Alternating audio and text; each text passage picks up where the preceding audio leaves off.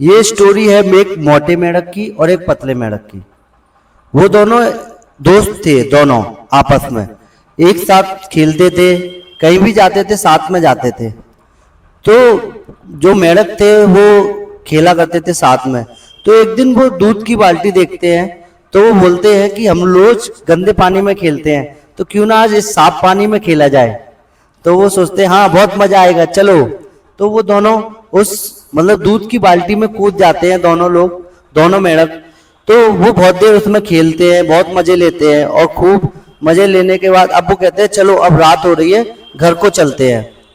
तो मेंढक जैसे ही वो घर के लिए चलने के लिए तैयार होते हैं, जैसे ही बाहर निकलने की कोशिश करते हैं, तो बाल्टी से जैसे छलांग मारते हैं वो फिसल जाते हैं। बार बार कोशिश करते हैं पर वो उस बाल्टी से बाहर नहीं निकल पाते। तो जब कोशिश करने के बाद बहुत परेशान हो जाते हैं, तो उसमें एक मोटा मेंढक होता है, वो अपने दोस्त से बोलता है पतले मेंढक मैं तो बहुत ज्यादा थक गया हूँ, मैं बहुत मोटा हूँ, अब मेरे पे ज्यादा नहीं तैरा जा रहा है, अब मैं बाहर नहीं निकल पाऊंगा। पतला मेंढक कहता है नहीं नहीं नहीं भाई, तू भाग, कोशिश कर।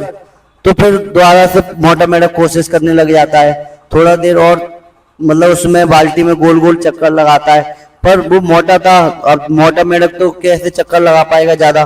तो वो थक जाता है तो उसके बाद क्या होता है, मोटा मेंढक उसी दूध की बाल्टी में मर जाता है। तो उसे देखने के बाद जो पतला मेंढक होता है उसको देखने के बाद रोने लग जाता है और उसकी आंख में आंसू आ जाते हैं। तो पतला मेंढक अब शौक हो जाता है एकदम। अब शौक होने के बाद वो कहता है नहीं अब मुझे तो कुछ भी करके इस बाल्टी से बाहर निकलना है। तो वो पतला मेंढक बार बार तेज उस बाल्टी में गोल गोल चक्कर लगाता है। गोल गोल चक्कर लगाने के बाद उस बाल्टी में ऐसा होता है साइड में, जब हम किसी भी दूध की बाल्टी को अगर हम चलाएंगे बार बार गोल गोल, तो उसमें मक्खन आ जाता है साइड में। तो जैसे ही मक्खन आ जाता है तो वो मेंढक उस मक्खन के ऊपर पैर रखकर उस पर छलांग मार के उस बाल्टी से बाहर निकल आता है। तो बाहर निकल के वो अपने घर चला जाता है। अब घर चलने जाने के बाद कुछ दिन बाद क्या होता है कि उस मेंढक की, जो पतला मेंढक होता है, उसकी शादी हो जाती है।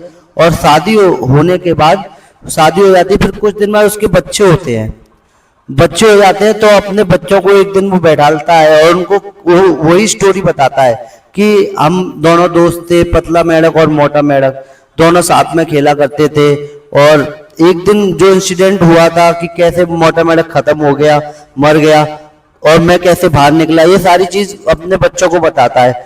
और बाद में इस सारी स्टोरी को एक मैसेज देता है अपने बच्चों को कि अगर मैं भी मर जाता उसी बाल्टी में, कि अगर मैंने हार मान ली होती तो, क्योंकि उस मोटे मेंढक ने हार मान ली थी इसलिए वो वहां पर मर गया, और मैं आज जिंदा हूं और तुम लोगों को आज मैं स्टोरी सुना रहा हूं।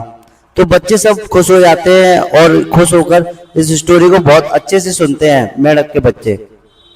तो हम लोगों को भी इस स्टोरी से यही मैसेज लेना चाहिए कि हमारी लाइफ में भी सबके प्रॉब्लम है, अगर हम अपनी प्रॉब्लम से हार मान जाएंगे तो हम भी उस मोटे मेंढक की तरह हो जाएंगे। अगर हमें अपनी जिंदगी में आगे बढ़ना है तो हमें वो पतला मेंढक बनना पड़ेगा, तभी हम अपनी लाइफ में थोड़ा आगे बढ़ सकते हैं। Thank you.